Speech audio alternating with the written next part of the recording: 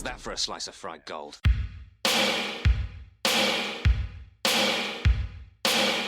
think this is a fucking costume?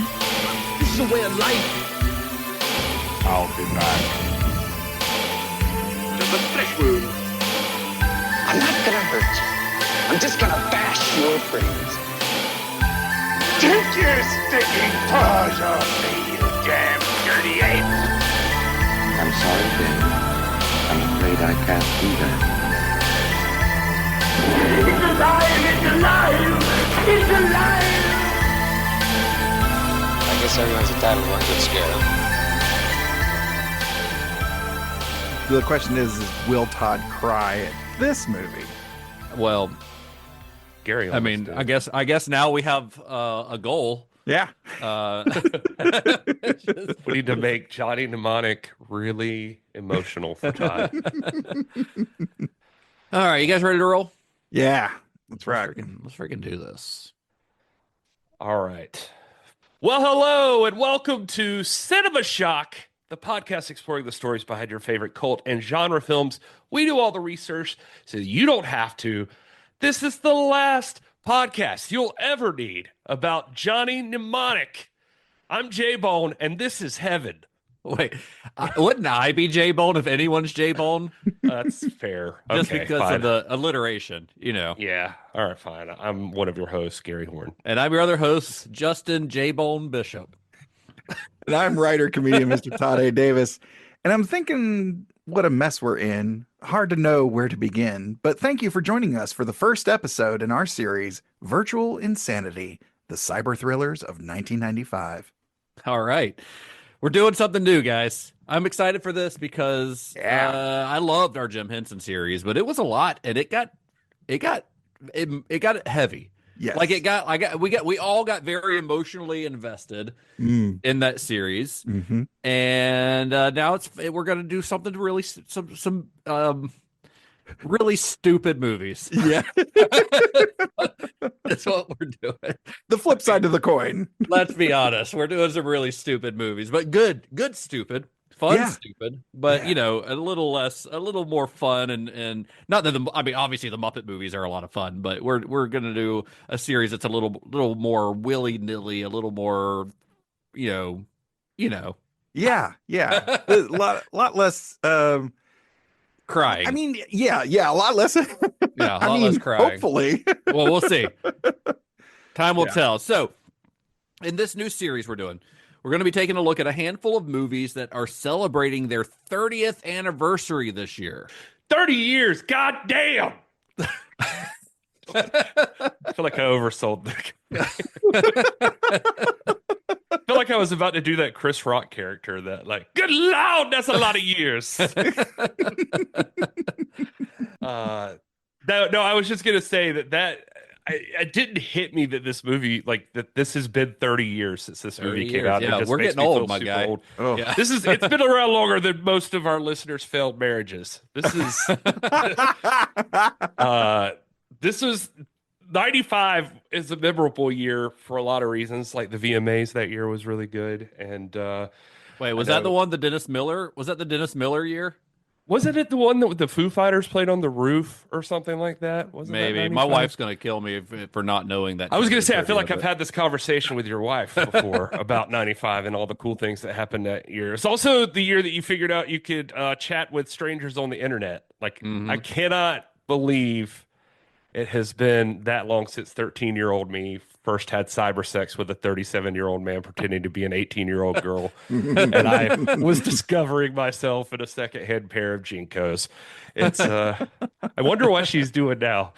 Listening to this podcast going on. Do you still have the Jinkos?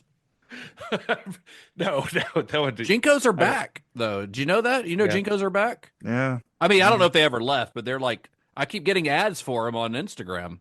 Like, interesting. It's like they hacked my MySpace. It's all the pictures of me wearing Jinkos and decided I was the target for those ads. I only get like marketing stuff. That's all I get. I get anymore. I get that stuff too. Yeah, but I also marketing and Jinkos. That's what Instagram thinks I'm into. I also followed one porn star, and Now, you every fucked up. time I open the Discover page, it's all porn stars. Yep, And I'm it'll like, do that. What a son of a bitch. That's all you'll get. So anyway, Gary. the internet. We're gonna talk about the internet today. So this is all. Yeah, it sounds like we're just off on a tangent, but this is actually relevant. This is relevant. So there are plenty of big movies from 1995 that we could talk about. You've got Clueless. You've got the very first Toy Story movie, which the very first all CGI movie ever made. Michael Mann's Heat. Like, there's some really cool shit. Even if you wanted to stick just to the realm of, quote unquote cult and genre cinema, you've got Terry Gilliam's 12 Monkeys. You've got Empire Records, one of my favorite cult movies. Welcome to the Dollhouse, Kevin Costner's Waterworld, among many, many others. What I'm saying is, like, we could spend the rest of 2025 talking only about movies released in 1995, only movies that are turning 30 years old this year, and they could all be absolute bangers. Yeah.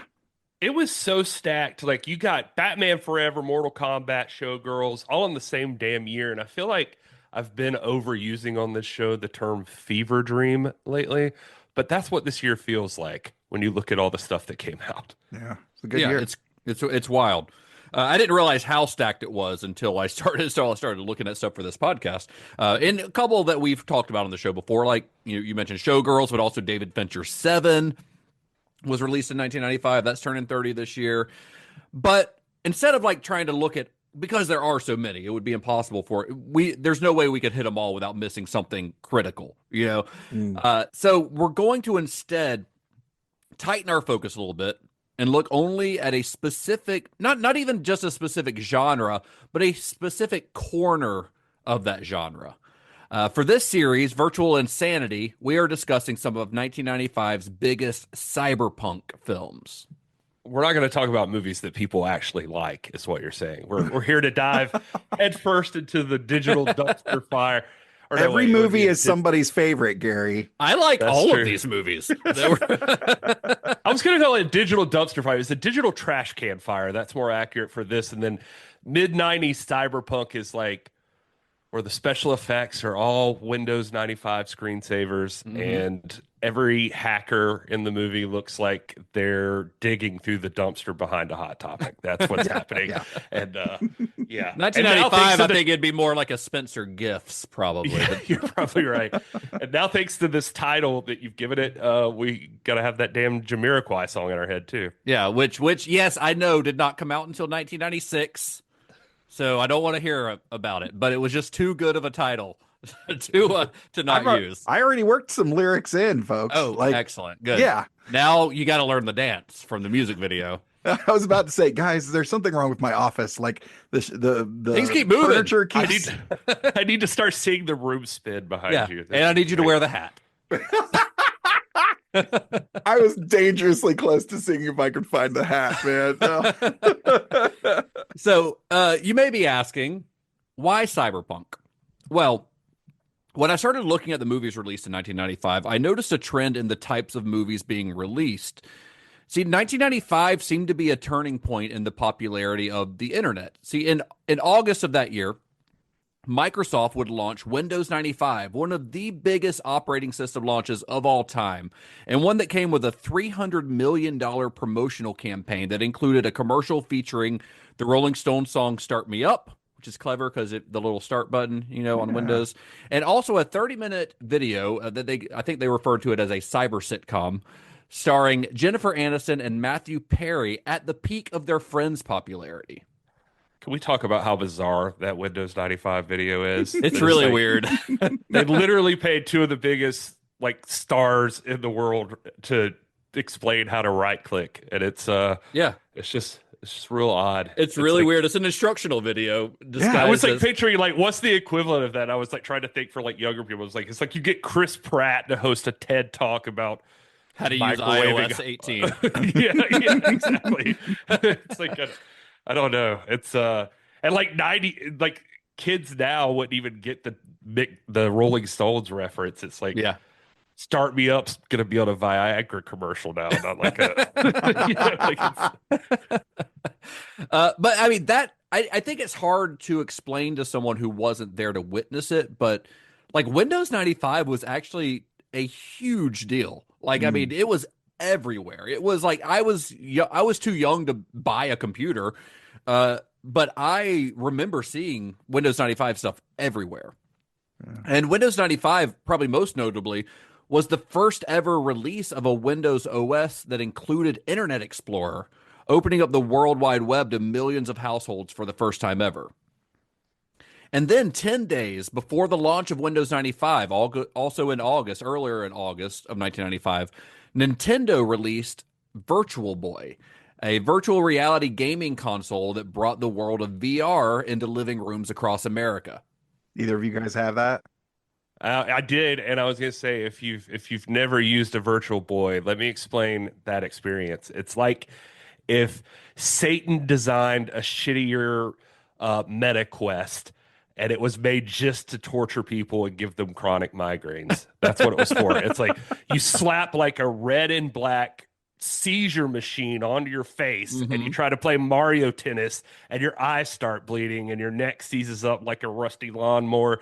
It's like, if you ever wonder why Nintendo hasn't gone back into the virtual space yet, it's because they were just literally making kids go blind. They embarrassed themselves 30 years ago. There weren't really any lawsuits or anything, so I don't want any lawsuits for saying that. But they did have an actual warning on it that the kids should not play it because their eyes may be still developing or something like that. It was pretty. I mean, I never had one, but I played one because I had friends who had it. And it was pretty bad, honestly. It was the most rudimentary version of VR that you could possibly imagine. It was a neat idea, but it did also make you see the face of the devil himself. Yeah. And it, they were Wario winning Mario Tennis. So it might be hard to explain this to our younger listeners. I don't know how many younger listeners we have. It's probably a bunch of old farts like us, but maybe not. Maybe we have some younger listeners out there, but it may be hard to explain to these younger listeners on the show. But in 1995, with the rise of the internet and personal computers, it really felt like we were living in the future. Like for people our age, because we grew up without the internet, then all of a sudden the world was at our fingertips. It felt like overnight, really. Yeah. I mean, obviously the internet had been around for a long time, but when Windows 95 came out and Internet Explorer came out, everyone suddenly, if you had a modem, you could hop on the World Wide Web, this thing that we've never heard of, this like magical thing where we could just dial up and search for something. All you needed was a PC, a dial-up modem, and the hopes that your mom wouldn't pick up the phone to make a call while you were browsing a GeoCities fan site dedicated to the Prodigy. Or in my case, building a GeoCities fan site dedicated to the Prodigy. I was going to say that sounded like personal experience. Yeah, that sounded very specific. Basically, the internet in 1995 is the reason I still think that Pamela Anderson is my ex-girlfriend. That's what I got out of it. I also, me too, with GeoCities, though. If you weren't around for the GeoCities era, you missed the Wild West of the internet, where every page looked like a Windows acid trip, and it had like blinking GIFs and neon text and like a MIDI file that auto played, and it sounded like R2D2 dying or something. It was royal blue text on neon green background. Just something that'll make your eyes bleed. Yeah, it was a digital trailer park, and I still miss it to this day. I'm nostalgic for it, to be honest. It's building your own little corner of internet heaven, and right next to like a blinking under construction GIF or something. Yeah. and an auto playing MIDI of Cotton Eye Joe, or that's what I would have. Joe's was Justin's was smack my bitch up, I think. Probably. Yeah, it probably was. Or it was probably Firestarter, if we're being honest. Well, it only made sense that Hollywood, seeing this new exciting world of the net, would want to capitalize on it. And while there had been movies released earlier that used the internet as a plot device, I think 1995 was the peak for this specific subgenre of movies that were set in or around the World Wide Web and virtual reality. So we'll be talking about a few of the more notable ones during this series, and we're going to kick it off with the first one to be released that year, and maybe the weirdest one. We are talking about Johnny Mnemonic. Good morning. This is your wake-up call.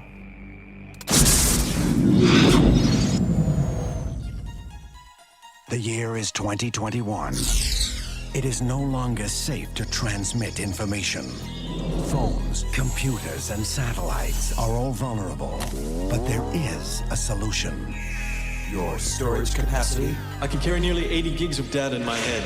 Input the data into the brain of a human courier, like Johnny Mnemonic. Hit me. Spoilers cause it. Information overload. All the articles and YouTube analysts around you poisoning your viewing experience. Cinematic fucking civilization. But we still have all this shit because we can't live without it. Now let me do my podcast. Excellent Henry Rollins impersonation. Thanks. Not bad. Not bad. I worked seconds on it. All right, so before we get into the story of Johnny Mnemonic, we got to talk about Cinema Shock Plus real quick because we do have a new member. We want to welcome Cortland Ashley. Cortland is a good friend of mine in real life, so thank you for listening, Cortland, and thank you for joining Cinema Shock Plus. Cortland is now considered an associate producer on the show, as is anyone else who becomes a paying member of Cinema Shock Plus. Associate producers help keep the lights on here at Cinema Shock HQ, and they get their names in the credits for every episode's show notes. So if you've contributed, if you've joined, you're scroll down to the show notes, you'll see your name in lights, or in pixels at least. Now Cortland joined at probably our most popular tier, which is the Johnny's Keys tier. Yay. Which gives her access to our don't let it go to your head, Ty. Listen, I'm going to take what I can get. Just because it's named after your silly catchphrase.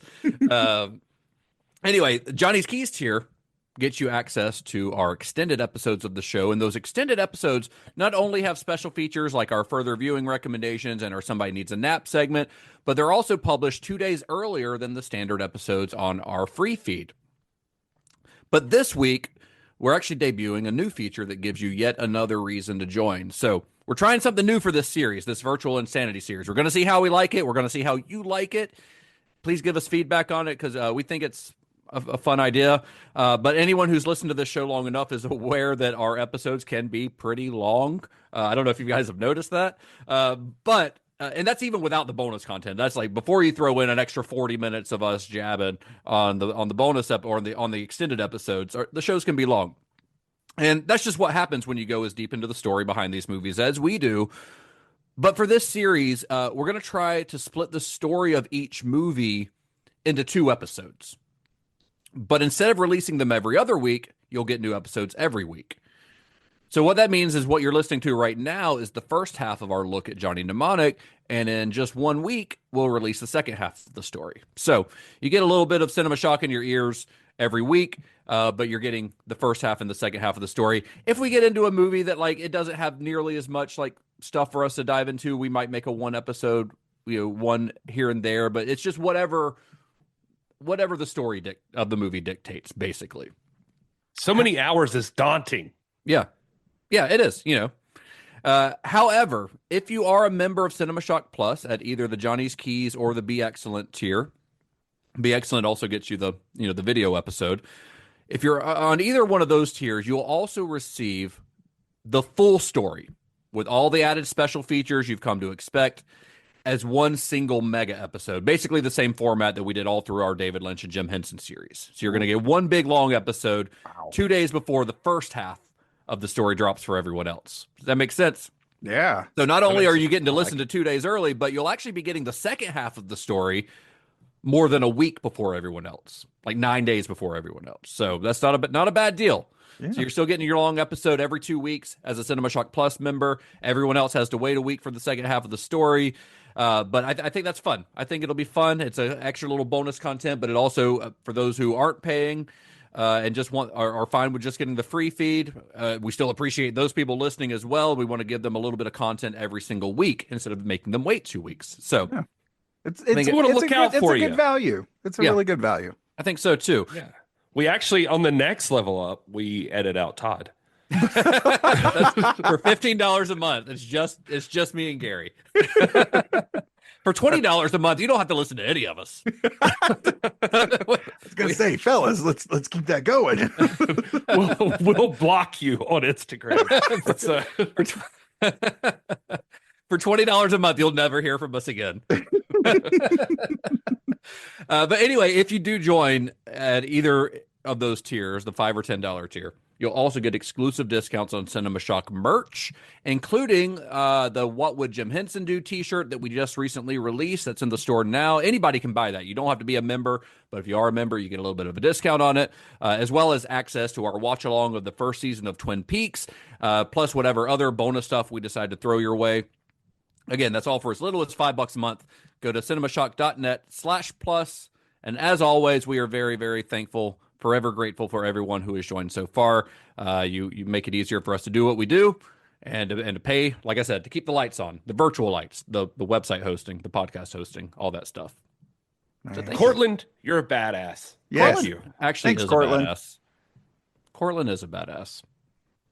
That's why I said it. I don't say things on the show that are not true. I don't Never. know why you've never implied that. Yeah, you've never. No. Beacon of truth. That's Gary Horn. That's what he's known as. All right, so Johnny Mnemonic. Johnny Mnemonic had a really bizarre journey to the screen. It was the passion project of a first-time director named Robert Longo, who was a visual artist who came to prominence in the early 1980s, largely thanks to a series of hyper-realistic drawings called Men in the Cities, which featured men and women wearing traditional business clothes shown in these sort of exaggerated, contorted poses. If you've never seen them, it's like every Wall Street executive in the 80s just collectively realized they sold their souls for a corner office and a Coke habit, and they're just like dancing it out like nobody's watching. They kind of look like they're ska fans just skanking. It's that. I was gonna say it looks like they're doing the bullet time thing where they're dodging the agent's bullet. It kind of does, but I like to think of them as because they're wearing the black and white suits like a true ska fan would. True. If only those shoes had black and white checkers on them. Yes. Okay, I could buy that. I also think it looks like a visual representation of like my current midlife crisis I'm having. If I dressed nicer and the soundtrack was Talking Heads or something, or like Save Ferris. Yeah, probably Save Ferris now. Yeah, that makes sense. Well, Men in the Cities, this series of drawings, which is something like, I think the whole series is over 60 drawings. There's a lot of them. But this series is significant for a couple of reasons. For one, the suits that the men wear in the drawings, like I said, they're black and white. They're black suits, white shirts for the most part. Those are going to look pretty familiar to anyone who's seen Johnny Mnemonic. For another, Men in the Cities, like much of Longo's art, was highly influenced by movies. Specifically, this series was inspired by a scene in Rainer Werner Fassbinder's 1970 film, The American Soldier. Fassbinder's cool and all from the little bit that I know, but if you're going to pull your inspiration from a guy who's making movies about existential dread, you're probably setting yourself up for a weird time anyway. Yeah. It's like if you were like, you know what would make John Wick really sing? If we pulled some like Sylvia Plath shit here. That would which now that I say that is actually, I think the second time I've referenced Sylvia Plath in an episode of this show. Well, we talked about her a lot during the Iron Giant episode. I was going to say she was Ted Hughes' wife. And, so she was a pretty big part of that story in Iron Giant. Weird. Anyway, another weird thing is Longo's Men in Cities wasn't just like the movie thing. He straight up says in one interview he was riffing on the idea of people being shot. Mm-hmm. Like, well, that's what happens at the end of The American Soldier is that scene that he was taking reference from is someone getting shot, like a mafia guy or something, and they sort of are shown in this slow motion where they're sort of making these contorted poses while they're being shot. So yeah, when you see Johnny dodging lasers and all that, just remember it's like Longo's yuppie drawings, but with better CGI and a worse script. Also, one of those Men in the Cities is hanging in the apartment of Christian Bale's character in American Psycho. That's right. I found that too. Yeah, Patrick Bateman's got one up on the wall. You can find, I mean, it's pretty easy to find He supposedly has a pictures of. cameo in it, I think, in American Psycho, is what I read. Longo does? Yeah, Longo does. Okay, that makes sense because I feel like him and Bret Easton Ellis probably knew each other. It seems like they would, right? Same time, same time period, New York, both in the art scene. They feel like they're both skewering the yuppies. It feels like they would have run into each other at some parties. Right. Well, as a lifelong cinephile whose art was always influenced by film, it was only a matter of time before Longo dipped his toe into the world of filmmaking. And by the mid-1980s, he was making strides to do just that, gaining experience in the medium by directing several music videos, the first of which, this is a pretty good one to kick your career off with, but it was New Order's Bizarre Love Triangle. And he continued to direct videos throughout the 80s for the likes of bands like REM and Megadeth, but he soon got kind of bored with the limitations of the format and started looking for other bigger projects to work on. The translation for that is he got tired of telling band members to stand around and look moody. He wanted like some meaning. He wanted Keanu Reeves in a brain hacking wetsuit. He wanted a fucking super genius dolphin death machine cooking Dolph Lundgren like barbecue Jesus. That's what he was looking for. I bet that's specifically what he was looking for. Right.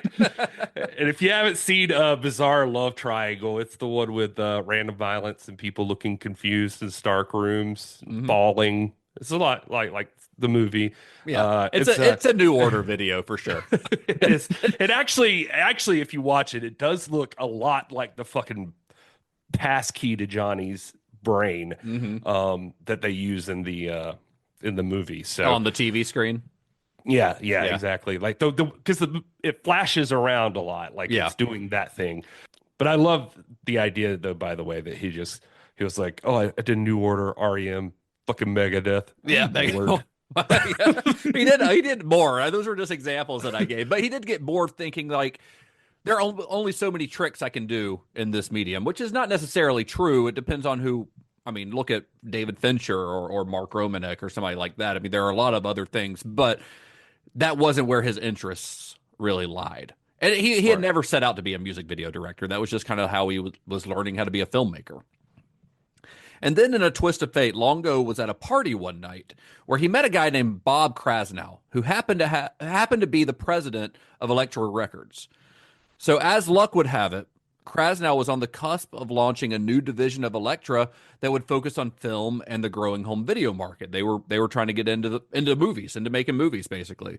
So after meeting Longo, Krasnow hired him to direct a short film to coincide with the launch of Elektra Home Entertainment. And that short film, it's called Arena Brains, and it was released in 1987 and featured an all-star cast that included Ray Liotta, Steve Buscemi, Sean Young, and Michael Stipe for some reason. I didn't watch the whole thing, but from what I saw, it's like if David Lynch had directed Friends. It was yeah. That's a good description.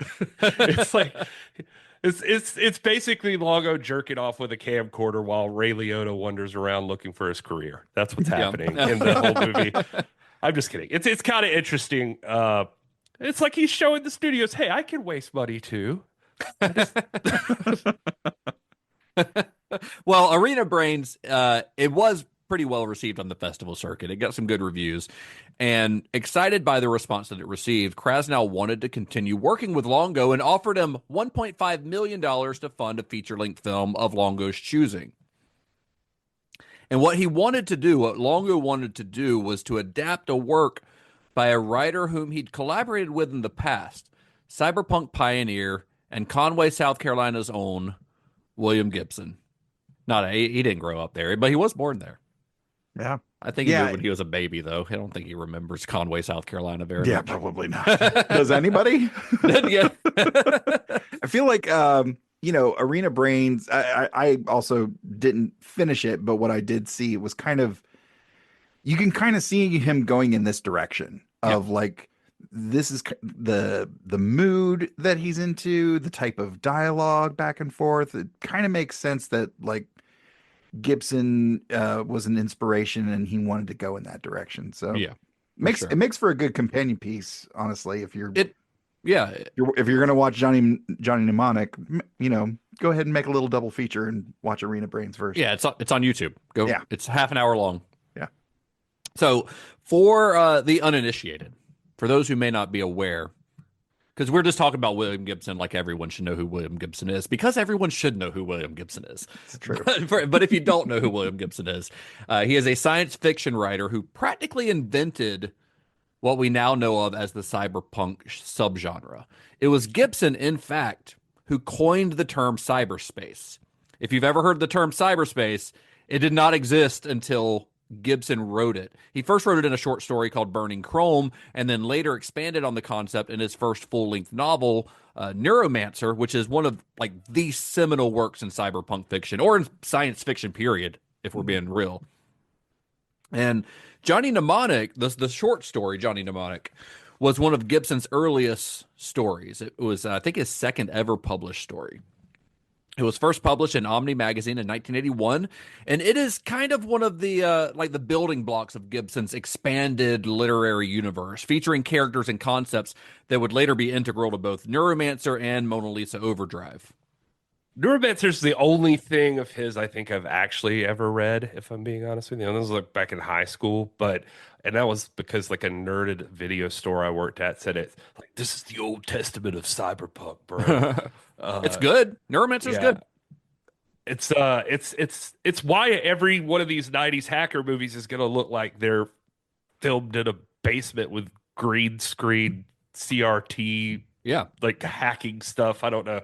It's why hacking looks like it looks like. I remember he told me if you say you like sci-fi and you haven't read Neuromancer, it's like saying you're a metalhead and you haven't heard Master of Puppets. Wow, that's pretty good though. Honestly, that's pretty good. I mean, Neuromancer is one of those like I said, a seminal work. It is a very important piece of science fiction literature because he did sort of create this thing that has led to, I mean, not just these like movies we're talking about now, but you know, The Matrix and beyond. Like it all kind of has its origin in the work of William Gibson. And I think the other person you could probably lump in there is Philip K. Dick, although Gibson's stuff has a very specific griminess to it that Dick's work doesn't, that I've always really gravitated towards. Yeah, it sounds like Philip K. Dick his stuff was very a little bit like David Lynch, honestly, where the real shocking horror of the technological side is underneath. Like everything on the surface is fairly maybe not mundane, but familiar. Well, and a lot of Gibson's stuff has almost noirish elements to it. There's a lot more sex and things like that in his world, which is the ironic part is that a lot of these movies that we're talking about are sort of sexless. They really are. Like they'll reference it, but they don't. They are sort of sexless movies in a weird way. But his books are not. I mean, his books definitely aren't. And his books got me in, because I read Neuromancer in probably middle school as well.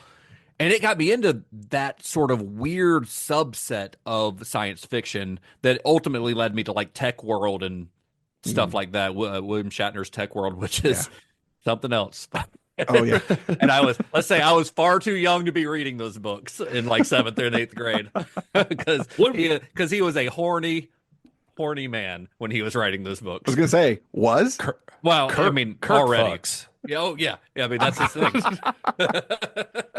Another fun fact that I think is crazy to think about is when I was looking this over this time is Gibson's writing Neuromancer and like stuff like Johnny Mnemonic, literal cornerstones of the entire genre on a manual typewriter. Yeah. And think about that. A computer. The guy who invented the whole digital frontier was just like messing with a machine older than my grandma. That's like, it's so weird. I love the irony of it. Yeah, he said, I think he even admitted in like one interview, like he wrote Johnny Mnemonic without even knowing anything about computers, which has to make you the most confident sci-fi writer ever. Yeah. Like you're just but there's not a lot of like computer specific reference in the story in Johnny Mnemonic. Like it's set in this world and it'll reference like the thing in his head, but it's not like there's not hacking and stuff like that in the book originally. You know, the book is basically a big chase. It's just him running. It's him meeting Ralphie, and then Ralphie getting killed by the guy with the the futuristic fishing line, and then Johnny and another character that's not in the movie, but them basically running away and going to heaven, and that's the whole story. It's a very short story. It's 7,000 words long, so they had to like stretch this shit out to make a 90-minute movie. Yeah, we'll get into that in a minute. But I was gonna say another fun fact: if you haven't read the short story of Johnny Mnemonic, they printed the entire thing on the fucking insanely long opening crawl for this movie. So you can it's not there. It's not any longer than a Star Wars opening crawl. I feel like it doubles up on Star Wars. Maybe. I don't think it does. I just rewatched the first couple, episode 1 and 2 of Star Wars, and those opening crawls are pretty wordy. Yeah. Well, anyway, like a lot of people, Robert Longo was first introduced to Gibson's work through Neuromancer. That's where most people discovered Gibson's work, probably.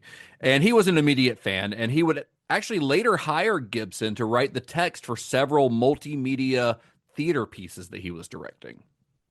It wasn't just like some kind of casual art project, though. Like he was one of them was called Dream Jumbo, and it was like video projections and live music. It actually sounds like the thing Jim Henson was working on for that club. Yeah. Like he was doing like a smaller version of that, or like a Blade Runner poetry slam. But mostly all on. Was it all on stage though? Yeah, I think it was all on stage, and I don't think audiences particularly care for it, but it made them BFFs. So that feels like Johnny Mnemonic, just like two weirdos bonding over pretentious performance art. Like it's just, I love it. Yeah, I can picture it like just like they're in a warehouse putting on this show, and there's probably like flickering CRT monitors and like rusty chain link fences. And that sounds great. I'd like to see it. See, Justin would be really into it. That sounds awesome. Well, through this collaboration, the two of them became friends, and it only made sense for Longo to turn to Gibson's work as the basis for his film. Neuromancer, however, he just thought that was maybe a little bit too sprawling a story for a first-time director to tackle. And it was Victoria Hamburg, who was one of the producers on Arena Brains, who suggested trying to tackle one of Gibson's short stories, and the structure of Johnny Mnemonic kind of lent itself best to adaptation. Yeah, this is when somebody should be like, hey, why don't you not try to adapt the Bible of cyberpunk for your first movie and start a little smaller, like a student film or something like that? And he's like, I don't know. I think I'm going to make a movie about a data mule, and he uploads 320 gigabytes of stuff into his brain and gets hunted by the Yakuza. And nobody said, hey, buddy, pull back a little bit. Hey, Well, with this decision made, Longo and Hamburg started writing the script for Johnny Mnemonic, envisioning it as an avant-garde black and white film inspired by art house science fiction classics like Alphaville and La Jetée. Because nothing says cyberpunk like trying to make avant-garde black and white movies in a genre that's basically defined by neon and synth music. So this makes perfect sense to me. I mean, I see where he's coming from, though, especially with La Jetée, which is set in the future, and it does have some incredibly cool imagery. Have you guys ever seen that movie? It's a short film. It's 20 minutes long, maybe. It's actually the basis for 12 Monkeys. 12 Monkeys was a remake of La Jetée. Oh, cool. So it's told in black and white and a lot of still images. It's a very unique film, but very, very cool. But it's got some really like rad imagery in it. I would highly recommend checking it out. I think Criterion put it out, so it's probably on the Criterion channel. But like I said, it's 20 minutes long, maybe. Really quick watch. Alphaville is a little bit weirder because it's very French for one thing, and it's set in the future, but there is not really any futuristic technology on display. It's very unique. Like it was shot in Paris in like the mid 60s, and they didn't build any. Jean-Luc Godard did not build any futuristic sets or anything like that. It's just implied that it's the future based on the dialogue. It's a very interesting film. Actually, I watched it today, actually, for the first time in 10 years probably. And I think the only thing that that Longo was probably pulling from it was the black and white kind of gritty, grimy look. I was gonna say I feel like I understand that he's a visual artist, so that makes sense. But it also sounds like he's a guy who's never had to deal with the studio before, so he doesn't know about notes and test audiences and all of that other stuff that's gonna come up. And Well, but the thing is, like this was supposed to be $1.5 million movie, so like Yeah, so notes maybe- and studio stuff wasn't going to be an issue because I was $1.5 million picturing like a dollars is nothing to to Elektra Records. I was picturing a studio exec like mid coke snort, just like, what are you talking about? Yeah. You fucking put Dolph Lundgren in a Jesus costume. You Well- get the fuck out of here.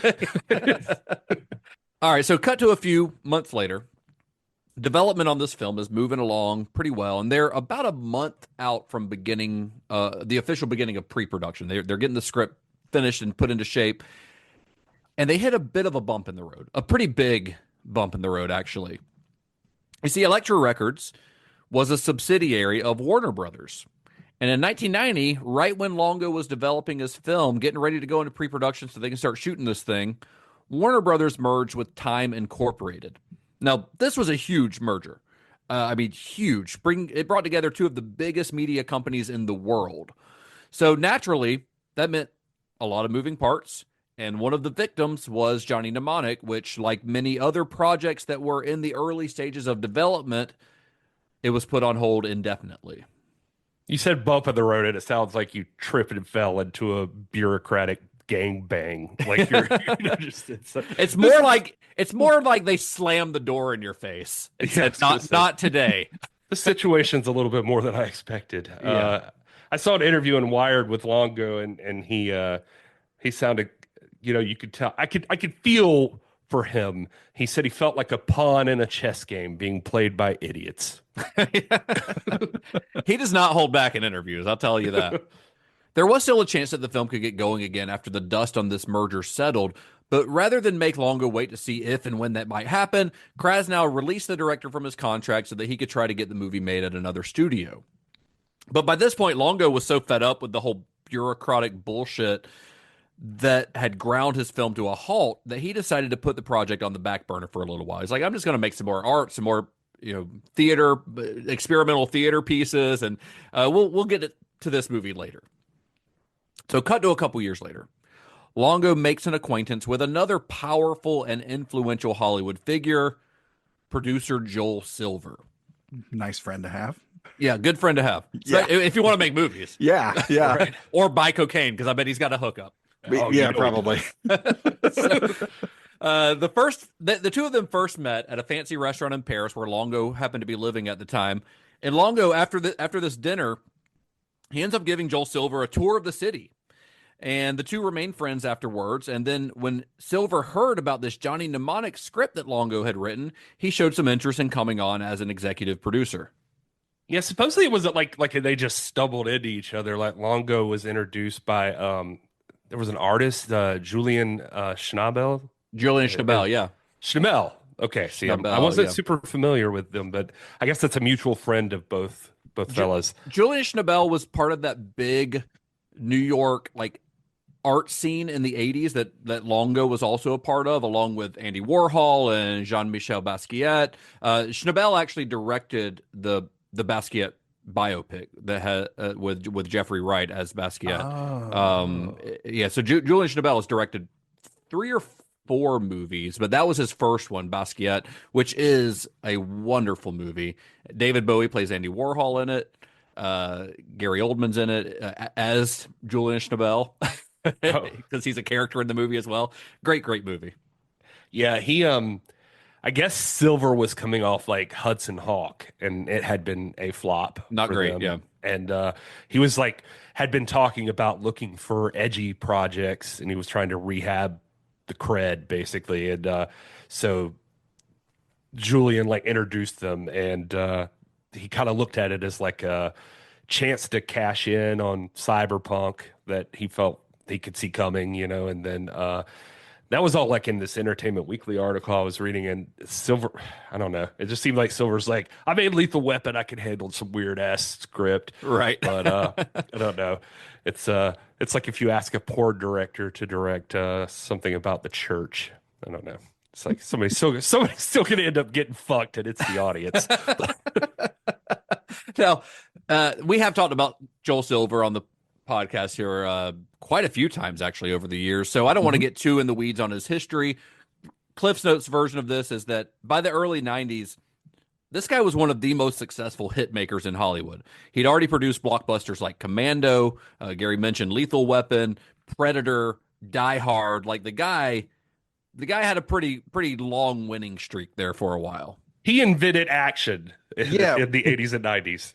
We've talked about Lethal Weapon, Predator, and Die Hard. Have we done Commando? No, we haven't done Commando, but we did also talk about The Matrix, which he also produced. Yeah. Okay. Yeah. He worked with the Wachowskis pretty regularly. Yeah. He makes movies that feel like you're punching a mountain lion after you had a six or a bud and listening to Pantera. And you're just, I don't know. Bruce Willis is bald because of Joel Silver. And that's. So having Joel Silver attached to the project was a pretty big deal, and it gave Johnny Mnemonic a lot of legitimacy. Before long, the rights to the script had been purchased by Carolco Pictures, who brought William Gibson himself on to do a rewrite of Longo's script. Carolco, for if you don't know, I mean, they were the studio that in the 80s and 90s, man, they were throwing shit at the wall, like money at directors, like they were trying to make a Scrooge McDuck bank. Like they were just. Yeah, we talked about him a little bit in our Paul Verhoeven series because they did Total Recall. Yeah, and Terminator 2, right? So they were probably hoping to repeat the success of both of those movies. And maybe flush all of their money down the toilet. Or maybe if they'd have cast maybe if it had been Arnold Schwarzenegger as Johnny. Maybe that would have happened. He was hot. Double cheese, anchovies. God, to have the room service speech from Arnold. that would be amazing. Go ahead, hit us with it, Gary. No, I don't. You're the one doing the Arnold impressions over Come here, Todd. So, Carolco was kind of understandably, I guess, a little nervous about an unproven director like Longo directing a project as ambitious as this one. So before they signed off on having him as the director, they wanted to see what he was capable of. Like, we've only seen this a couple music videos in this one short film. Let's see what else you can do. Luckily, Joel Silver also happened to be the executive producer on the HBO series Tales from the Crypt, which had premiered in 1989. He gave Longo the opportunity to direct an episode of the show's fourth season, which would sort of be used as a kind of audition for Carolco, something for them to look at. Longo's episode, titled This'll Kill Ya, aired in the summer of 1992 and was well received enough for Carolco to be on board with him directing Johnny Mnemonic, which by this time had been re-envisioned as a $15 million production. So Carolco was ready to sink some money into it. Not like Terminator 2 money, but more than, that's 10 times what it had originally been budgeted as. One of the challenges of adapting Gibson's story was expanding a relatively short, relatively simple 22-page story into a feature-length film. And as he worked on the script, Gibson kept the main elements intact. You had a courier carrying encrypted data in a hard drive in his brain, a double-crossing handler, Ralphie, a Yakuza assassin with the magical laser fishing line, a cyborg dolphin named Jones. I don't know. Was he named Jones in the comic? Yeah, he was. He did have the name Jones in the comic. And a group of rebels called the Low-Techs. But he had to kind of add other elements to flesh it all out because, like I said before, the story is basically just one big chase, and that doesn't quite work for a movie unless it's like Fury Road or something. But let's be honest, Robert Longo's no George Miller, so he had to kind of add things to it, and he borrowed from his own work to do so. Like he pulled things from Neuromancer and some of his other stories, like Elements, and sort of remixed them a little bit and added them to the Johnny Mnemonic script. So he added the idea, like for instance, that Johnny's overloaded brain was now a ticking time bomb, which is a good element for a script because it gives you something to work against. That's a good idea. He also added the element to the story that whatever was in Johnny's brain was the cure for this thing called nerve attenuation syndrome, which was a disease that was actually not present in the original story. Yeah, I think I couldn't find any direct evidence of it, but I think it comes from that Tales from the Crypt episode is probably where at least he spawned the idea, because that one is about a scientist getting dosed with a deadly virus. And I think they're like also the potential for the cure is something, how that episode goes. It also showed that he could like lead into creepy visuals, I think, which is what helped convince Carol Code that he could handle the grit of of Johnny Mnemonic. And the nerve that whole Nos thing, in one interview I was reading with him, he said that he just rereading the short story felt like the stakes were too low, and that was a good addition to that. Well, in the story, you never really know what the data is that Johnny's carrying. It's sort of a MacGuffin. So adding something more specific to the story does raise the stakes up. And I mean, hell, you couldn't raise the stakes any higher. It's literally like the cure to save mankind. Basically, right. It's like Johnny's got to save the world. So Gibson also had to significantly alter one of the characters in the short story, which is a character by the name of Molly Millions. The Millions is a recurring character in Gibson's writing who made her first appearance in Johnny Mnemonic in the short story, but she also appears prominently in Neuromancer. And by this time in the development of Johnny Mnemonic, Neuromancer, the novel, the film rights to it had been purchased by another studio, which meant that the character of Molly Millions could not be used in Johnny Mnemonic. So instead, Gibson transformed this character into a new character named Jane, which was a wannabe bodyguard, which Molly Millions sort of is in the story as well. But this character, Jane, suffers from NAS, the nerve attenuation syndrome, otherwise known as the Black Shakes. Yeah, and that Molly Millions is, as many fans as Gibson would have had, this was like a huge character for him. Like he said it in one thing I was reading that like people were pissed off because she wasn't there. Yeah, that Molly's this badass razor girl with mirror eyes or whatever, and Jane's just Dina Meyer with a twitch. And so, I don't know. He said he was getting like hate mail about it.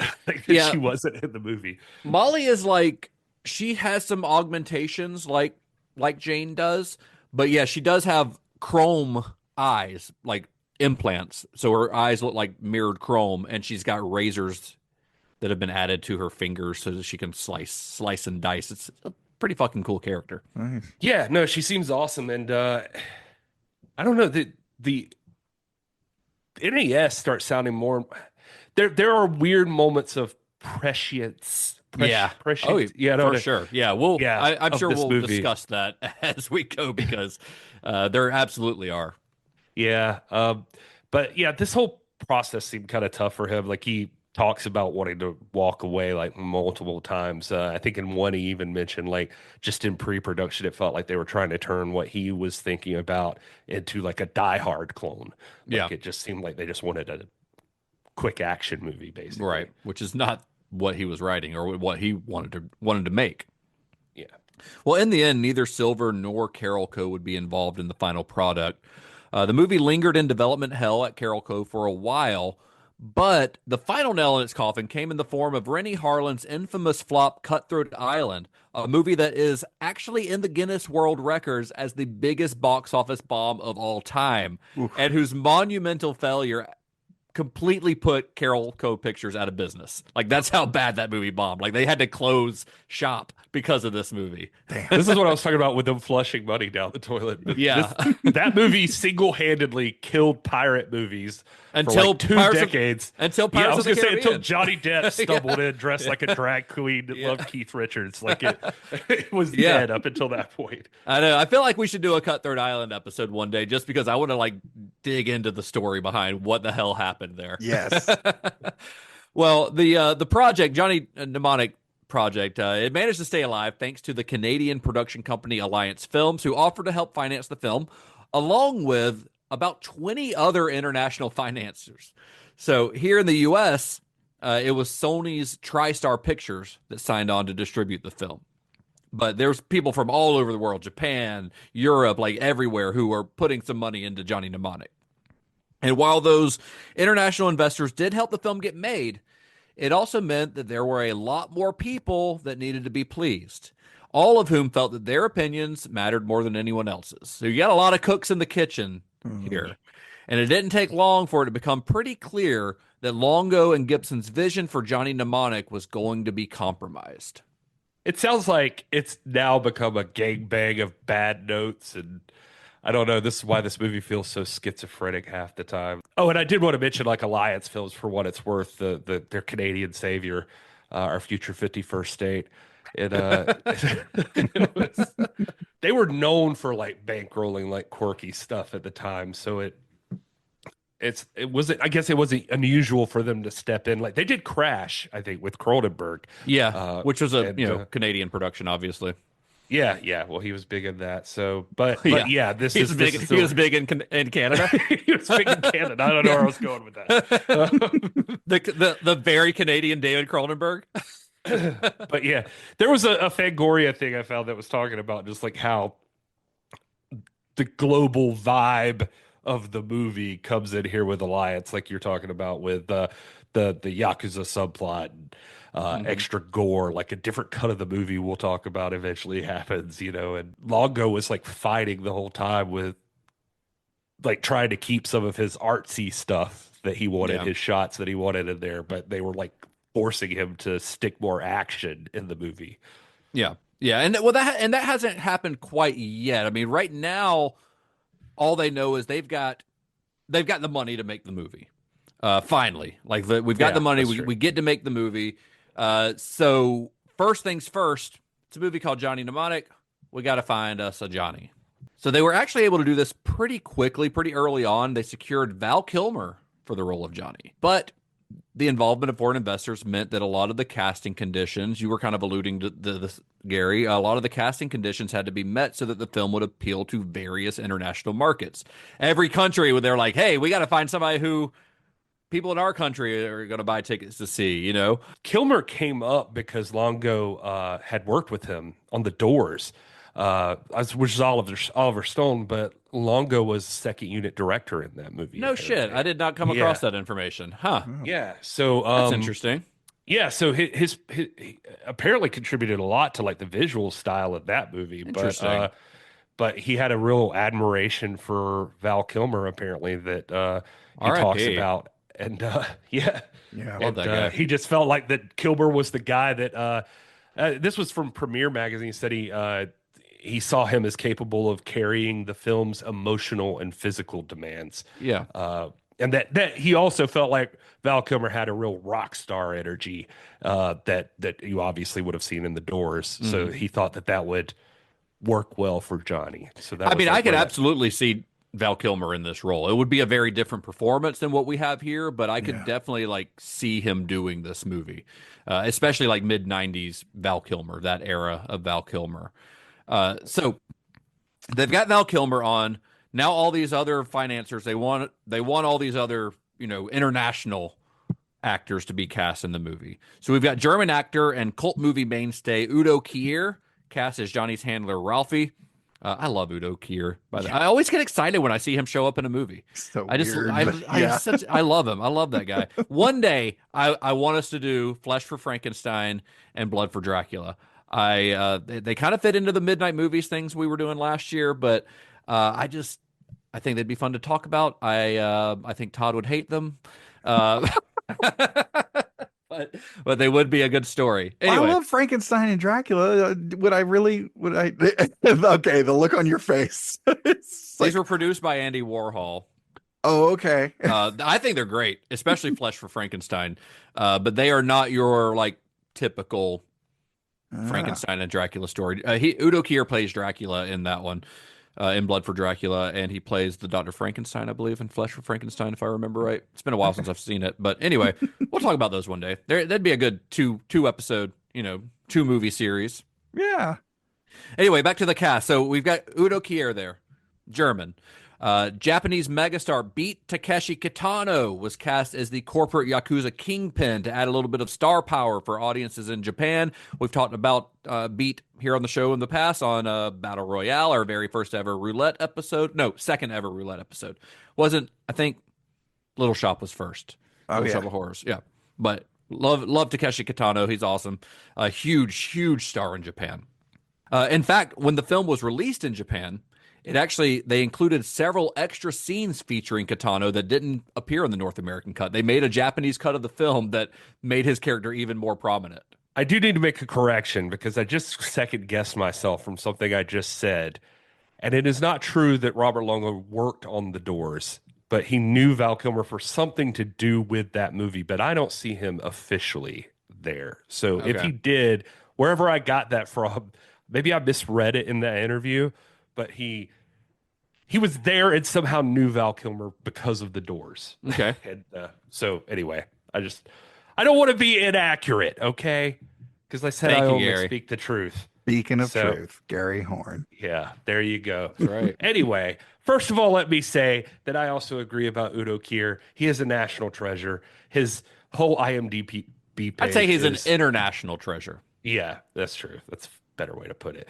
But like that guy goes like European art films to like gory horror, and like he makes sometimes of the movies he's in make like David Lynch looks like he does Hallmark movies. Like they're he's in Deep Red. He's in Suspiria.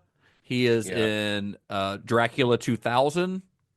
That's right. If I remember correctly, he's in Blade. He's in that first Blade movie. He plays a lot of vampires. Because looks like a because look at him. Yeah. And the accent. He's one of those guys that when he pops up, you're like, hell yeah, all right. Yeah, Udo he is Kier. always playing a creep. Yeah, like Udo Kier is has never played a lead in a romantic comedy. Although if you see him in like Blood for Dracula when he's really young, like he's like not as scary. He's an attractive man when he's younger. He's got this very like I don't know, otherworldly look to him that's still where he's good looking but still unnerving, which works well if you're playing Dracula. Yeah. He has very intense and weird eyes. Yeah. And I think in Flesh for Frankenstein, he like yells out like, "I want to make love to your gallbladder" at one point. And there's some great dialogue in that movie. It's very sincere sounding. So I just that's a rare skill to have. Yeah. And beat and he doesn't say make love, by the way. Yeah, that's true. Those are not the words. And we've talked about Beat, like on Battle Royale. So like it just. That guy's like the Clint Eastwood of Japan. Like, he's huge. He's just cool. Yeah, and very cool. And just like a badass and a director himself, and like he's hosted game shows. Like he's like Ryan Seacrest meets Tom Cruise of Japan. It's really I was thinking about him after I saw him. I was like, where do I know that guy from? And then I had to look it up to me. Yeah, but I was like, oh yeah, okay. And then I was like, wow, he took that movie about a bunch of kids murdering each other, and somehow just his performance alone, I remember, just made that movie seem like subtle and nuanced. Like it was he's great. He's just that good. It's I don't know. It's like if you could get Danny Trejo to do like a Jane Austen movie or something, and just be really like I don't know. Just it's I'm just the casting in this movie is fantastic in a lot of ways. So. It really is. And one of the more unusual mandates from the financiers was the inclusion of Dolph Lundgren. And I genuinely don't know why. Like, not that I have anything against Dolph Lundgren, right? I love Dolph Lundgren actually, and obviously, he was known at the time. He'd already done Rocky, obviously, and The Punisher. I was going to say was one of the financiers from Russia. I can't remember. So. He's Swedish though, like Dolph Lundgren. I know, but he played Drago. So. Yeah, but he had done The Punisher, which not that was great, but he was known. People knew who he was. He had done Dark Angel, which is one of my favorite movies of his at the time. But it's not like he was at the peak of his career or anything. All that I can guess is that it was because in 1992, he was in Universal Soldier, which was a big hit, like a big mainstream hit. And honestly, one of the more mainstream films that he had appeared in recent years. So maybe they were hoping to capitalize on that because it was also, a sci-fi movie. That's pure speculation on my part, but that's all. The only thing I could guess would be their line of thinking for we got to have Dolph Lundgren in this movie. Otherwise, or maybe he was just a bigger name overseas. That's also very possible. It's So- we all know who Dolph Lundgren is, and so I say that still says something to his star power. Have you ever heard Sylvester Stallone talk about Dolph Lundgren and how much he hates him? No. Like, it's so funny. I mean, just honestly, like- without knowing the details, I'm going to side with Dolph Lundgren. No, it was mostly like Sylvester Stallone's like just from day one. I've always hated him. Like he's so big and Good at everything. muscly, and Very pretty and smart.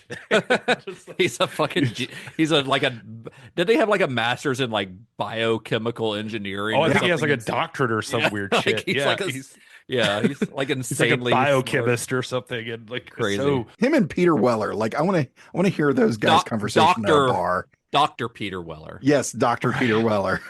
and to both of their credit, they just go all in. Like Dolph Lundgren's in this movie just going for it. He's in leather pants and a cross necklace. He's just like he's fucking out there ready to audition for a Christian metal band. And he's just like he making up lines. Like supposedly like half those lines are just shit he improvised on screen. Jesus time. Come on. Jesus time. Well, did you know that Dolph Lundgren went to Clemson? Yeah, I did know that actually. Yeah, he did.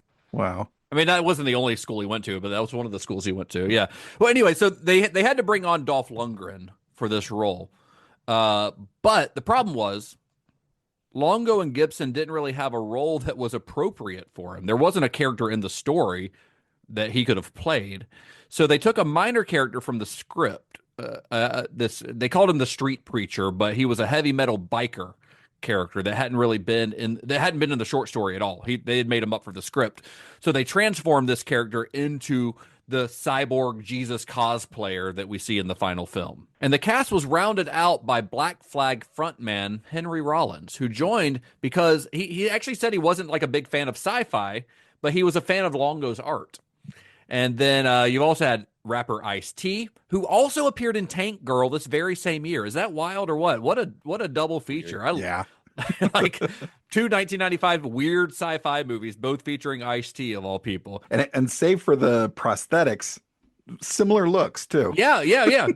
He's not a kangaroo in this one. Yeah, that's what I mean. He's not a kangaroo here. The outfit and the hair are pretty similar. Yeah.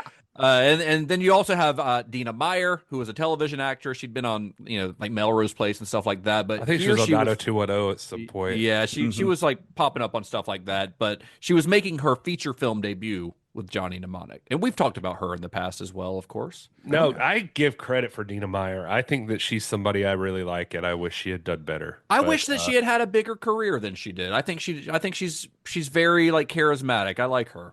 I mean, she's doing stuff, and good for her. She's made a career, but she wasn't like a star, Yeah. I just thought she deserved a little more than she got. Well, it may be because the two movies that we know her best for, which we all love now, or we at least recognize now, neither did particularly well when they came out. So that probably didn't help her career very much. She talked about she had to do like this brutal audition, so she could look tough but sick, I think was the quote. So so I can picture her doing like push-ups or something. She was having to like work out in front of Longo to like get the shakes or something. And there was an interview in Starlog where she was talking about it was kind of humiliating, like to get ready for the role. But Henry Rollins is perfect casting because if you ever seen him in real life, he's like a walking cyberpunk character anyway. And, going on rants like he does in this one, which Todd sort of like repurposed for his spoiler warning. But that sounds like that rant that he makes about all the shit that we don't need. Like it sounds like a Henry Rollins rant, like when he does his spoken word tours or his podcast. Yeah, exactly. And in 95 Spin magazine, he talked about that that art you're talking about. It was Arena Brains that he had seen Arena Brains, and he loved Longo after that. And when the opportunity came along that they were looking for somebody, he like jumped at it to try to be a part of it. And Ice-T, who, he's always like some kind of weird gang leader or a cop and nothing in between. Yeah, right. But he went from like rapping about killing cops to playing one on TV for 20 years. 30 years. It only makes sense if you're Ice-T. Yeah. God bless him. But I'll tell you what, in this movie, for some reason, it's just comforting to see him. I like him. Yeah. I like him. So while the movie is still in pre-production, Val Kilmer left the film, unfortunately, citing creative differences. Whatever, that's just the catch-all reason for anyone to leave a movie, creative differences. But there's a pretty good chance that he left because he was being offered either Batman Forever or Michael Mann's Heat, both of which came out in 1995. Both of which, if we're being honest, would have been a better career choice. Yeah. Bro, can't blame 100%. 100%. There's no way Kilmer walked away just because of creative differences. No, it's he got a call be from Michael Mann, yeah, and it said, "Do you want to shoot machine guns with Robert De Niro for 6 months?" And he noped out of there so fast. Yeah. There was like a Val Kilmer shaped hole in the wall. He's like, "I'm done." And, he's like, "I'll wear nipple armor." And I'm not dealing with this. Yeah. But supposedly, like he was for one thing I did read, like he was asking like $6 million, and that was too much for what they were for their willing to pay budget for him. Yeah. So with Kilmer out, Longo and Gibson went after their next choice, which was Keanu Reeves. And Reeves, who hadn't yet reached megastar status, he came on board for a relatively low salary of $2 million, so much cheaper than Val Kilmer. So with Reeves on, Johnny Mnemonic was ready to go before cameras. And for the record, too, I did find a 95 Variety article where they said Christopher Walken was offered the role and passed after Kilmer left. Of Johnny? And, he cited Johnny. He cited now I gotta hear that. The script's unusual nature. So like supposedly it was like before. it was post Pulp Fiction, and so it didn't line up with his pivot to more grounded roles. Interesting. I would love to hear that room service by that room service scene by Christopher Walken. They mentioned that Keanu got like they just dropped the script off on his doorstep or something. Yeah, they just, saw that. Left it there. Yeah, so weird. And he was into it because he wanted to explore serious science fiction, but he did admit is that implying that Bill and Ted is not serious science fiction? Right. He did say that the script left him, quote, confused as hell during filming. Sure. That tracks. So casting Keanu Reeves came with an added bonus. So because both Reeves and William Gibson were Canadian citizens, if the movie was shot in Canada, they could actually take advantage of Canadian tax incentives. So they made the decision to shoot in Toronto, and when the production descended on the capital city of Ontario in February of 1994, it actually became the most expensive movie ever made in Canada up until that time. Because by now, that little $1.5 million movie that Longo had originally envisioned had turned into a $26 million studio film.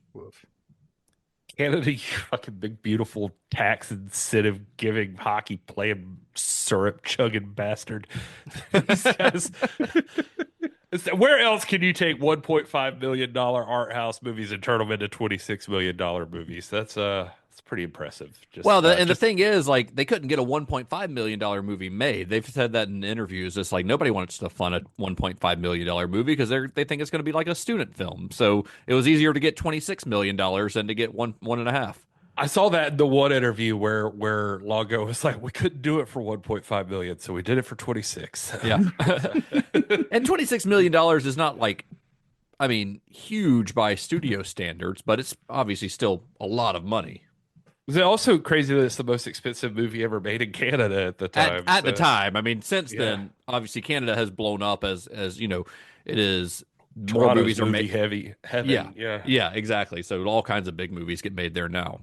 All of the extra budget, by the way, just went to whiskey and broken cameras and. Well, there were a few compromises that came along with shooting in Canada. In short, in order to qualify for those tax breaks, the production was required to have a certain percentage of its cast and crew who were Canadian. That's why when you listen really close or you have your surround sound on and you turn it up after like every gunshot, somebody's like, "Oh, hey, I'm sorry there." Oh, hey, did I get you? Oh. So as you can imagine, this limited the pool of talent that Longo could pull from, because at the time, production in Canada wasn't nearly as big as it is now. So there wasn't a ton of people that they could use.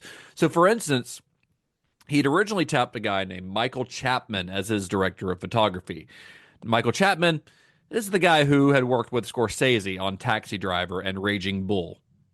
Pretty good cinematographer. Not too bad. Yeah. But once the production moved to Canada, they had to find a Canadian cinematographer, and there weren't a whole lot of them to choose from at the time. So he ended up settling for a French Canadian by the name of Francois Protat, whose biggest credit at the time was Weekend at Bernie's. Yeah. I like that. You go from Raging Bull. It's like one of the most beautifully shot movies ever, maybe. Yeah. And, but now we got the guy who did the one about the guys dragging a dead body around a beach house for 90 minutes. That's That the was, one. Like, hey, man, we got to shoot Hamlet this weekend. Who would be good? I don't know. Who did Jackass 3D? Hey, let's not knock Jackass 3D. Jonathan Silverman as Johnny Mnemonic. I mean, fine. I don't know how I remembered his name, I'll be honest. Wow. I had to think about it for a second. I was like, why do I know that name? Oh, Weekend at Bernie's. He also was, I think, in a sitcom for a while too, didn't he? yeah, I feel like that's right. The Single his name. Guy. Yeah. That was it. He seems like one of those guys who was in the Brat Pack or something. He seems like he was not allowed to be in the Brat Pack. These types of compromises, though, were just the beginning of the battles that Longo would face on the film. For starters, he's an inexperienced director. He's now at the helm of a massive production that was a far cry from the small indie film that he had originally set out to make. A film on that scale would have been pretty feasible for a first-time director, right? But over the course of its development, Johnny Mnemonic had turned into something much bigger.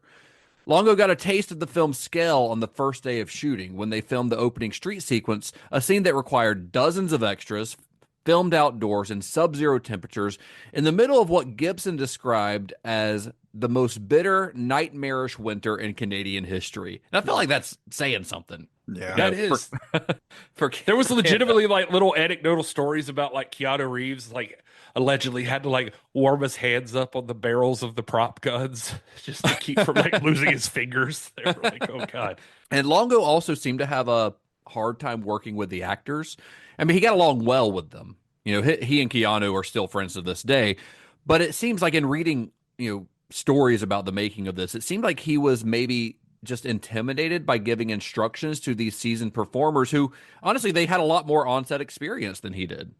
Well, it's like one thing to yell directions at a bunch of like sweaty art students at a loft in Soho or something, but you're trying to tell Udo Kier how to act like a cybernetic backstabbing handler guy or something. He's been doing that in real life for like 30 years. Like, what are you going to tell him that he doesn't already know? Exactly. It's like, and Dolph Lundgren is probably like ignoring every direction and just doing leg day and protein. And he's like, I don't need direction. You just have to learn to restrain Dolph Lundgren. He's a different. Just let him do his thing and you cut around it. You just gotta like smack him and tell him to stop bench pressing the cameraman. Stop it, Dolph. Well, it seemed like Longo was so in the weeds during the first week or so of production that the producers strongly considered firing him and replacing him with second unit director Vic Armstrong. So where Longo did feel confident, though, was in crafting the visual look of the film and its characters. After all, he was more in his comfort zone as a visual artist, and he crafted the world of Johnny Mnemonic alongside production designer Nilo Rodas, a veteran of films like Poltergeist and The Empire Strikes Back. And this guy's resume is sort of insane, honestly. It's a resume that also includes Star Trek III, The Search for Spock, and Star Trek IV, The Voyage Home, both of which he served as the visual effects art director. He wasn't the production designer on those. He was the visual effects art director because he was working for ILM at the time. Oh, okay. And in fact, most of his filmography is him working in visual effects, not as a production designer. As a production designer, he's only got like 4 or 5 credits. But oddly enough, one of those credits was another 1995 film that we're going to be covering on this series, which was Virtuosity. He did Johnny Mnemonic and Virtuosity back to back. He's a production designer on 4 movies, and 2 of them are the movies that we're talking about on this series, which I thought was Wow. pretty interesting. But yeah, he worked on a couple of Star Trek movies there. Nice. So together, Longo and Rodas created futuristic versions of Newark, New Jersey, and Beijing, China, and they did this all in the middle of Toronto, Ontario. But the film's most impressive set was Heaven, the headquarters of the Low-Techs, which was built in this enormous warehouse at a cost of over $3.5 million. So that's like more than double what they had originally, they were going to make the whole movie for, just this one set. And Gibson, if you read about it in interviews, he talks about walking onto this set the first time, and he was just struck speechless because he's seeing in real life, he's seeing these images that he'd conjured in his imagination in his book brought to life for the first time, because this is the first time any of his stories have ever been adapted. So imagine, he's on set every day, Gibson is. He was very involved in this production, and he walks onto this set and he's like, this is like what I envisioned in my brain, and they've turned it into this enormous set. He was awestruck by it. And it is a cool set. The Heaven set is badass. That tower of the CRT TVs. It's such a cool set, I think. So while Longo's experience as a visual artist would surely mean that the film would look good, the sets are going to be cool, his inexperience as a filmmaker made many of the film's producers and financiers see him as a liability, and they seemed to challenge him and Gibson on every front. The script itself was a particular point of contention all throughout production, and Longo would often have to battle not only with the studio executives, but also with his own cinematographer over artistic choices. He's trying to do certain angles, and this Francois Weekend at Bernie's guy is arguing with him over it about angles that he's wanting to shoot and things like that. And Longo is known as a visual artist. You're known as, the guy who shot Weekend at Bernie's. Yeah. So he's having to fight with him. And if you read any interview with Longo that was conducted after Johnny Mnemonic, now I will say, the ones where he was promoting the film, he's very political. He's not bad mouthing the movie or anyone involved in it. He is definitely trying to sell the movie. But if you read any interviews conducted years later, after the movie came and went from the theaters, he makes it pretty clear that making this movie was for him just a series of frustrations. Yeah. Because when he was making art, he's always been able to do that in really any manner he saw fit. He didn't answer to anyone. He'd have assistants or whatever working in the studio with him, but he was in charge. He's this is how we're going to do it. This is my vision, and it gets to be exactly how I want it to be. But now he found himself kind of feeling like a cog in the machine, making what he described as art by committee. Now, adding to his stress was the fact that Longo also had a newborn baby at home. Oh. Yeah, you see, when Johnny Mnemonic's production moved to Toronto, they knew he was going to be there for quite a few months. So Longo moved there himself, along with his 2 kids and his very pregnant wife. They all moved into the city at the same time. Of course he did, because why not make your whole life more stressful? Why not throw a newborn baby into the mix while you're trying to wrangle Ice-T and Dolph Lundgren? Well, the other option, a frozen soundstage or something. I don't know. He's purposefully selecting to live life on hard mode. But the other option is his wife gives birth, in New York while he's up in Canada to their child. So yeah, it's a tough choice, but it's either that or don't make the movie at all, I guess. For what it's worth, by the way, his wife is Barbara Sikoa, who is apparently a legend in German cinema. So yeah, she's a big deal. She's worked with a lot of big directors, and she has a small role in this film as well. She plays the AI character, the Anna Kallman character, who's the founder of Pharmacom or whatever. I was going to say the character that it never really explains what the fuck that is. Well, they do. They explain that she's they explain that she's an artificial intelligence that's based on the woman who founded Pharmacom. I mean, they don't explain it well, but they do explain it. Yeah, I thought they made a point to note that she had somehow downloaded her consciousness. Yeah. They say something along those lines. They don't go into detail about it for sure, but it is addressed in the film. So Sikoa gave birth to her and Longo's son on the very first day of shooting. So she went into labor the first day of shooting.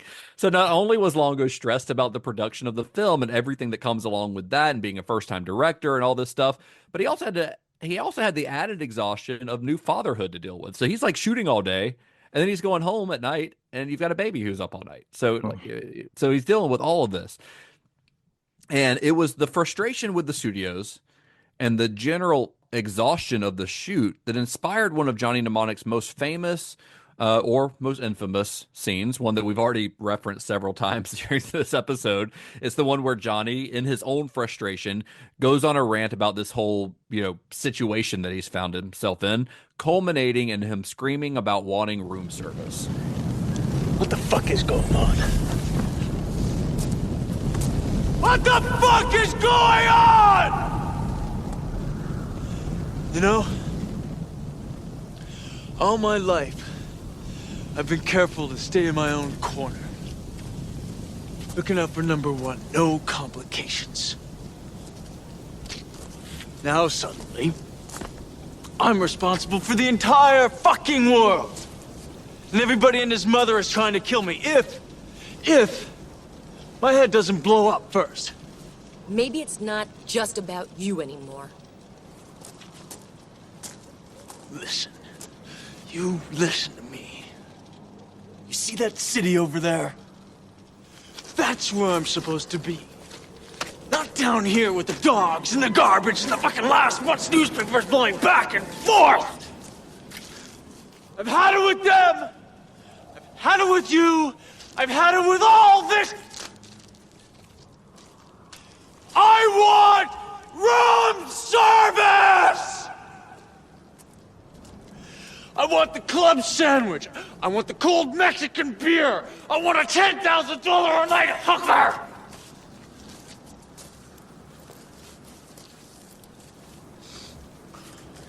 I want my shirts laundered.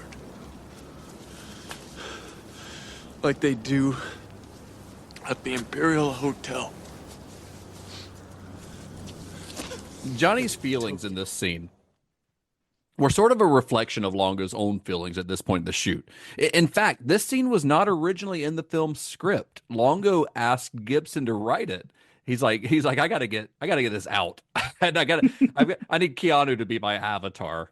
I need to get this out. So Gibson wrote it like the night before. They filmed it the very next day, and it's now gone on to become one of Johnny Mnemonic's most memorable moments. I mean, it's the one that most people like think about when they see this, when they think about this movie.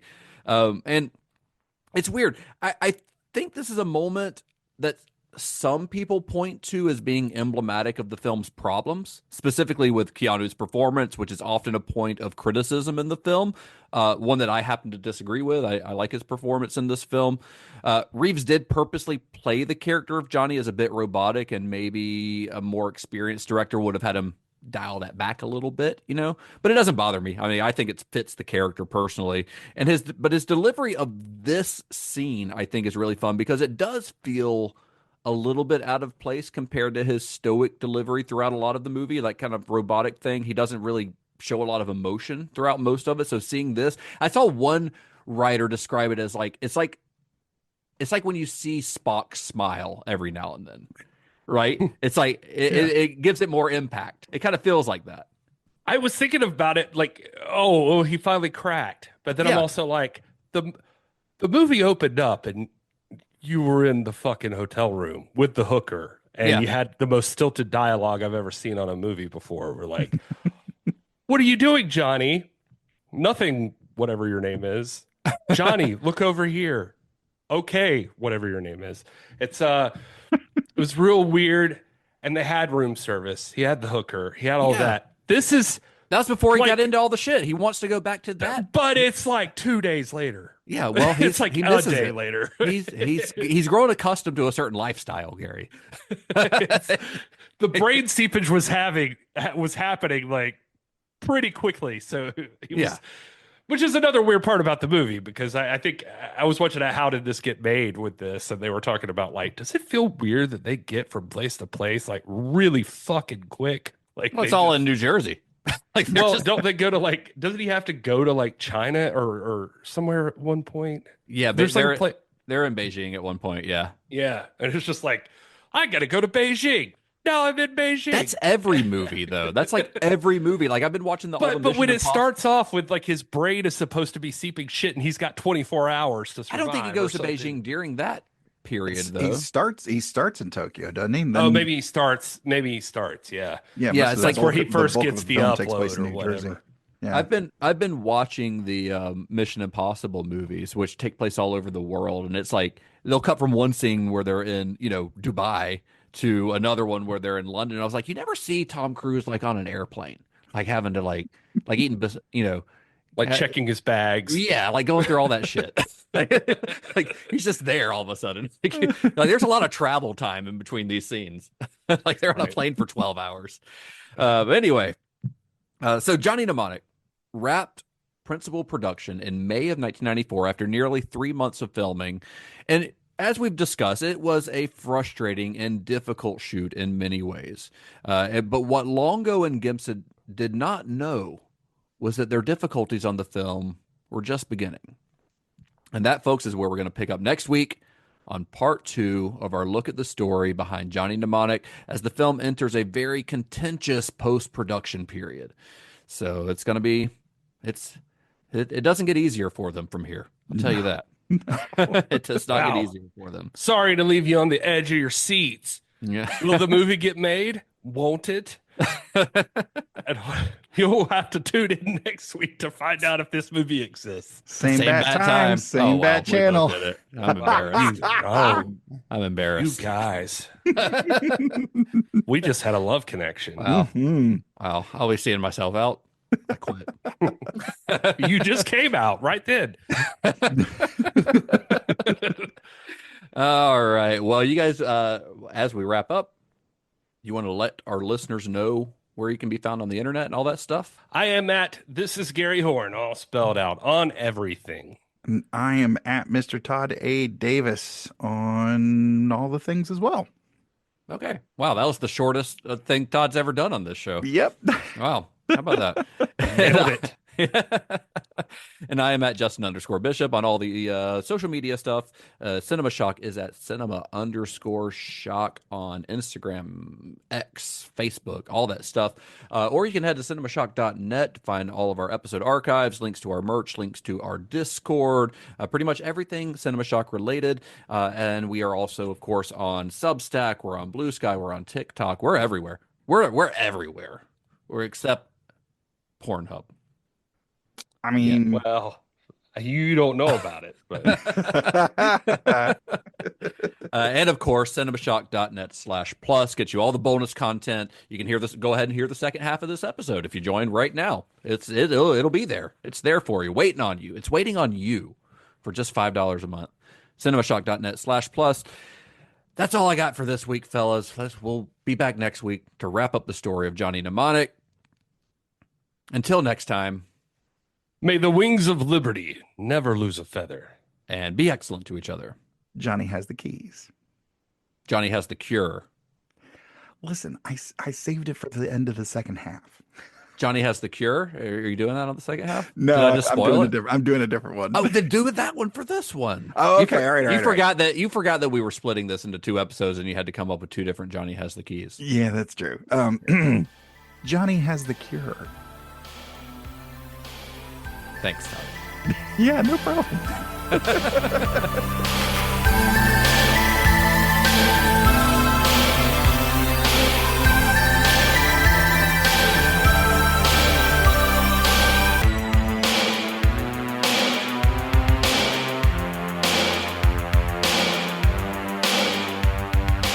What the fuck is going on?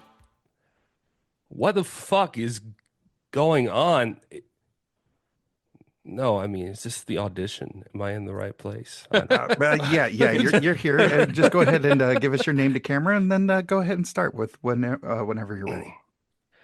You know, all my life, I've been careful to stay in my own corner, looking out for, number one, no complications.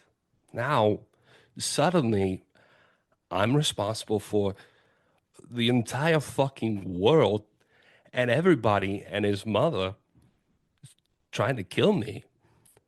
If my head doesn't blow up first, you listen to me. You see that city over there. That's where I'm supposed to be. Not down here with the dogs and the garbage. Fucking last month's newspapers. Not even good articles. Blowing back and forth. I've had it with them. I've had it with you. I've had it with all of this. I want room service. I want a club sandwich. I want Mexican beer. I want a hooker. $10,000 every night. That's all I'm asking. A hooker. Somebody to do my shirts in the laundry. I just asked for somebody to maybe do it like they do in Tokyo at the Imperial Hotel. It's just too much to ask. That's on my rider. Thank you, Mr. Walken. That was fantastic. Well, I'm glad we did that.